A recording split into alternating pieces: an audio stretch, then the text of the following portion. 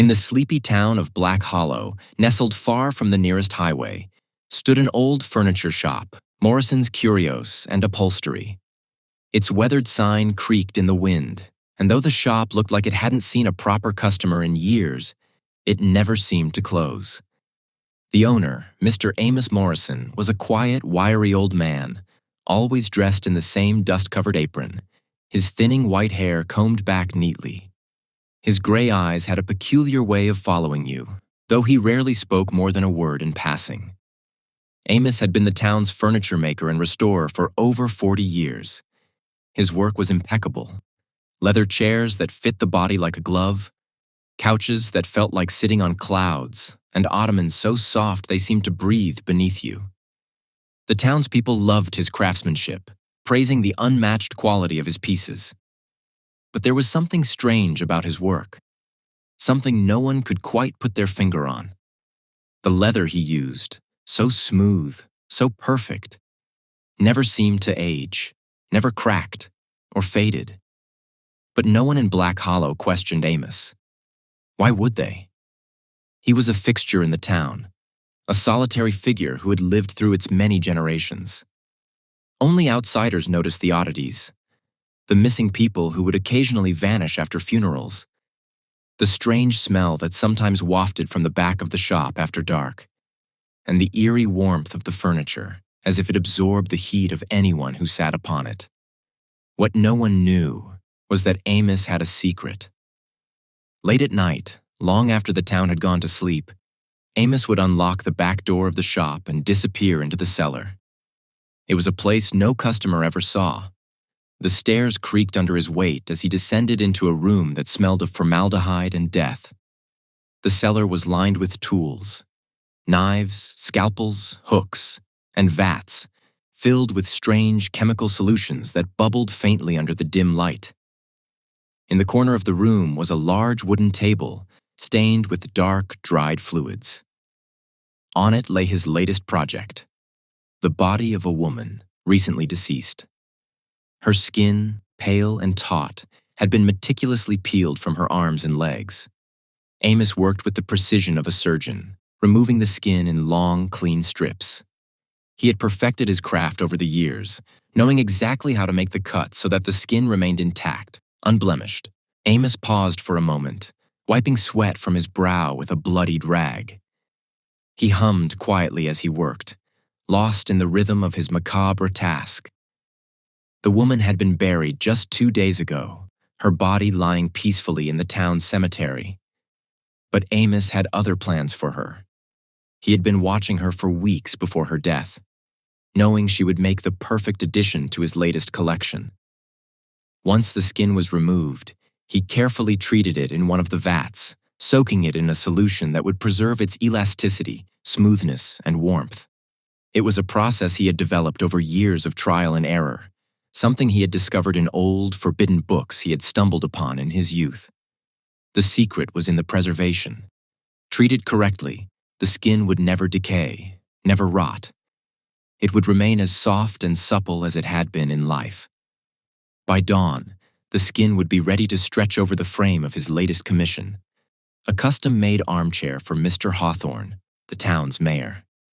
Amos smiled to himself, imagining the man lounging in his new chair, blissfully unaware of the human leather beneath his fingertips.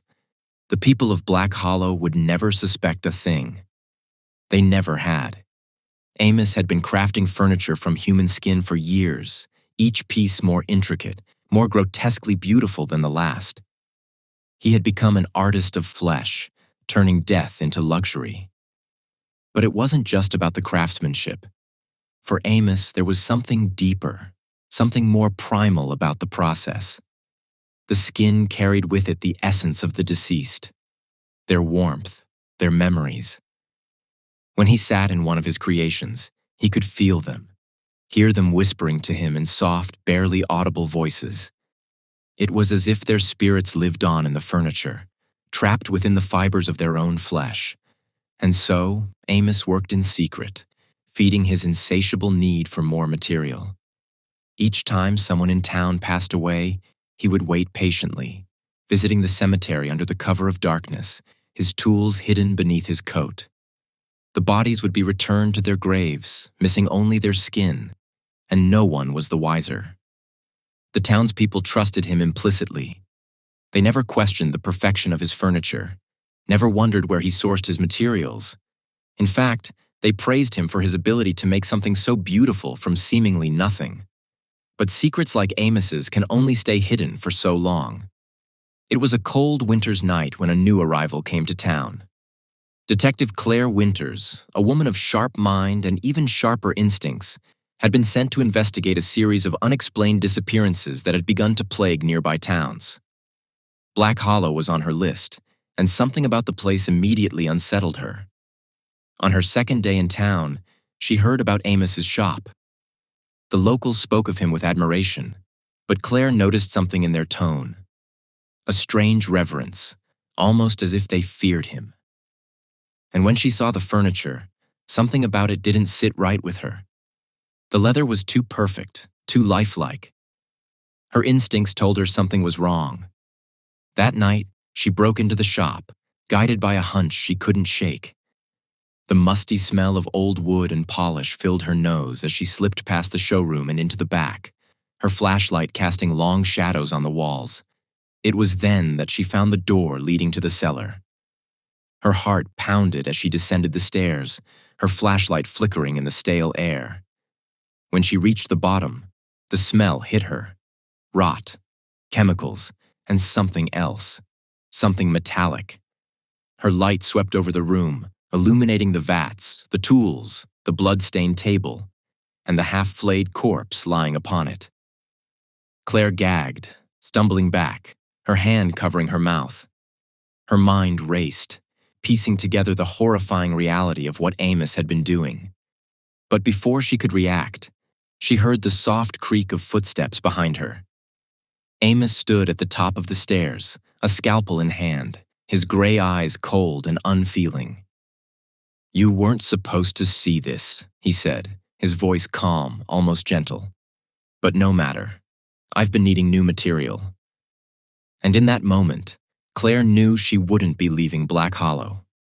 The next morning, Amos opened his shop as usual, a serene smile on his face. In the corner of the showroom sat a brand new armchair, its leather gleaming in the early morning light. And as the townspeople passed by, they admired the craftsmanship, never knowing that the soft, supple material beneath their hands had once belonged to the detective who had come looking for the truth. There's something primal about the way fear works when you're lying in bed at night. You know the feeling.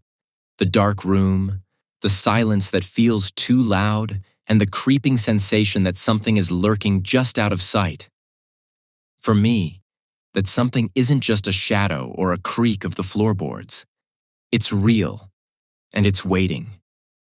It started when I was a kid, around 7 or 8 years old. I remember lying in bed, my feet dangling over the edge as I tried to get comfortable. That's when I first heard it. A slow, wet sound, like something breathing heavily from under the bed. At first, I thought it was just the house settling, or maybe the wind outside. But then, there was a whisper. "Come closer." I shot upright, my heart hammering.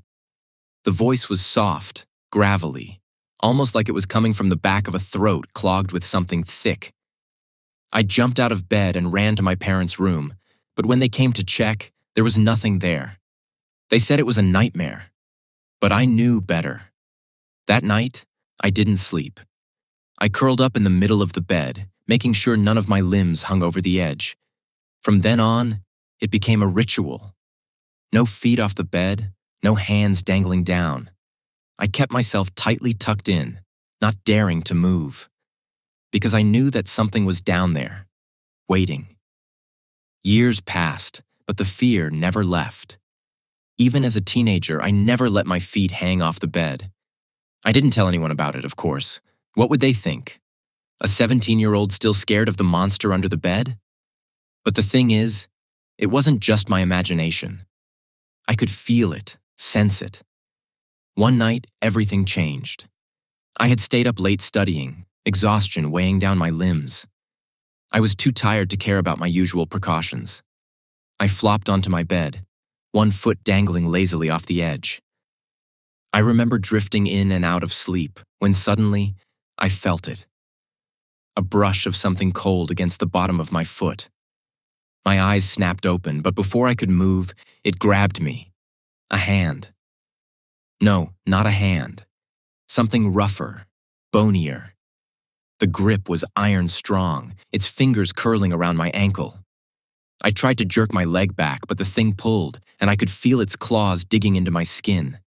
I screamed, thrashing, kicking, but it was strong, unnaturally strong. I leaned over the edge of the bed, and that's when I saw it.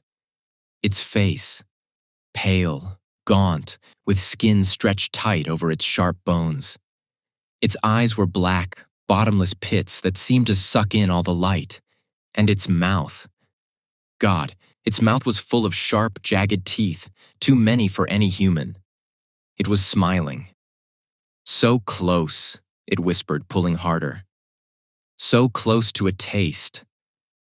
I panicked, my hands scrambling to grab onto the bed frame to hold myself in place. My heart raced, and I thought for sure that I was about to be dragged under, to disappear forever into whatever hellish place this thing had come from. In desperation, I kicked wildly with my free leg, striking it in the face. It let out a hiss, more of a snarl, and loosened its grip just enough for me to yank my foot free. I scrambled backward, pulling myself fully onto the bed. For a moment, everything was quiet. I lay there, gasping for air, my heart thundering in my chest. But then, from beneath the bed, came that same low, gravelly whisper. I'll be waiting. You can't stay awake forever. Since that night, I haven't slept properly. I keep all the lights on, but I know it doesn't matter. It's there. Always there. Waiting for the moment I let my guard down. I can hear it sometimes, the soft scraping of claws under the mattress, or the faintest whisper of its breath when I'm about to drift off. I've tried everything. Sleeping pills, therapy, even moving houses. But no matter where I go, it follows. Every night it waits for me to slip, to forget for just a moment and let my feet dangle over the edge. It's patient. And it's hungry. It knows I'm only human. One day I'll make a mistake. One day I'll be too tired to keep fighting. And when that day comes, it'll be the last time anyone ever sees me. Because that's what it does. It waits. And when you're too tired to stay vigilant, it pulls you under. So if you ever feel something cold brush against your foot at night, don't ignore it. Don't let your feet dangle over the edge of the bed. Because he's down there, waiting. And he's very, very hungry. The cabin in the pines. The wind howled through the dense pine forest as the old truck rumbled up the narrow dirt road. The tires crunched over gravel, and the headlights cut through the thick fog that clung to the trees like a ghostly shroud. Sarah gripped the steering wheel tightly, her knuckles white. She glanced at the GPS on her phone, which had lost signal miles ago. The map she had printed out from the internet sat crumpled on the passenger seat, but she didn't need to check it. The cabin was close. She could feel it. The idea of a weekend alone in the woods had seemed perfect when she first booked the place. After months of nonstop work and the chaos of city life, the thought of retreating to a secluded cabin, with no distractions, no social media, and no interruptions had been a dream. A chance to clear her mind, recharge, and maybe even start that novel she had always wanted to write. But now, as the darkness swallowed the road and the towering pines seemed to close in around her, Sarah wondered if she had made a mistake. The last town had been nearly an hour back, and she hadn't seen another car or house in ages. The isolation that had once sounded so appealing now felt suffocating. She spotted the cabin just ahead, a small, weathered structure nestled in a clearing. The wood was dark, almost black, and the roof sagged slightly under the weight of time and neglect. A stone chimney rose from one side, and the windows were dark, reflecting nothing but the void of the night. Sarah pulled the truck into the gravel driveway and killed the engine, the sudden silence pressing down on her. For a moment she just sat there staring at the cabin, her breath fogging up the windshield. The wind whispered through the trees, and the branches creaked like old bones. There was something unsettling about the place, though she couldn't quite put her finger on it. Maybe it was just the unfamiliar surroundings, the isolation, the eerie quiet of the forest at night. With a deep breath, Sarah grabbed her bag from the passenger seat and stepped out of the truck. The air was cold, biting at her cheeks and making her wish she had brought a heavier jacket. She hurried up the creaky wooden steps to the front door, which groaned as she pushed it open. Inside, the cabin was musty, the smell of damp wood and old stone filling the air. She fumbled for the light switch, and a single bulb flickered to life, casting long shadows across the small living room. The place was simple: a worn leather couch, a small fireplace, and a wooden table with 2 chairs. A kitchen area was tucked into the corner, and a narrow hallway led to what she assumed was the bedroom. It wasn't much, but it would do. Sarah set her bag down and rubbed her arms, trying to shake the cold that seemed to seep through the walls. She walked over to the fireplace and knelt to examine it. A small stack of firewood sat nearby, and she quickly arranged a few logs and kindling, striking a match to bring the fire to life. The flames crackled, casting a warm glow over the room and chasing away some of the chill. She stood and stretched, glancing around. The cabin was quieter than she had expected. Even in the heart of the city, there was always some background noise: traffic, people, the hum of electricity. Here there was nothing.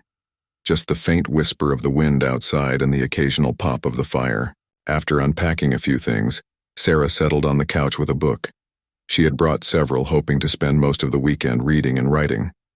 But after only a few pages, she found it hard to focus. Her mind kept wandering, her eyes drifting to the windows. The darkness outside was impenetrable, as if the night itself were pressing against the glass. Something about it unnerved her. She wasn't afraid of the dark, not really, but the blackness beyond the cabin seemed different. It was thick, oppressive, almost alive. Every so often, she thought she saw movement out of the corner of her eye, a flicker of shadow among the trees. But when she looked directly, there was nothing there. The hours dragged by. Sarah forced herself to keep reading, but eventually her eyelids grew heavy. She closed the book, stoked the fire, and made her way down the narrow hallway to the bedroom. The room was small, just a bed and a dresser, with a single window that looked out into the woods. The sheets were cold as she climbed in, but the fire had taken the edge off the chill. She pulled the blankets up to her chin and stared at the ceiling, listening to the wind. It had picked up, howling through the trees like a distant scream. The sound was unsettling, but she told herself it was just her imagination. She was alone, after all. There was no one out there. Eventually, sleep took her, but it was restless. Her dreams were dark, filled with shadows and whispers, the sensation of being watched. At one point, she woke with a start, her heart racing, convinced she had heard something outside. She lay still, straining to hear over the wind, but the cabin was silent. Just the crackle of the dying fire and the groan of the old wood settling. She told herself it was nothing and forced her eyes closed again, but the unease lingered. The next morning, Sarah awoke to a pale gray light filtering through the window. The storm had passed, but the sky remained overcast, the sun hidden behind thick clouds. She made herself some coffee and stood by the window, sipping it slowly as she looked out at the forest. It was still, almost unnaturally so. No birds sang, no animals scurried through the underbrush. It was as if the entire world was holding its breath. After breakfast, she decided to take a walk. She had packed hiking boots and a jacket, and the fresh air might help clear her head.